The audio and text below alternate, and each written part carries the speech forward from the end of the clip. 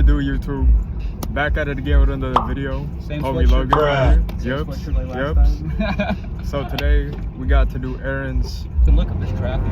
True. We can take out the, so we can go through Highway 9. So, quick update. Livery. I already talked to the designer. Do we go straight? Or do we? But yeah, so I have to do a $75 deposit fee for the design. Right after that, it's going to be the installation fee, which is around, you know, $150, $170, depending on labor, basically. So, yep, I'll put in a picture right there. I mean, you guys already saw it in the thumbnail. Maybe I'll put it in the thumbnail. Maybe, I don't know. But I'll put in a picture right here.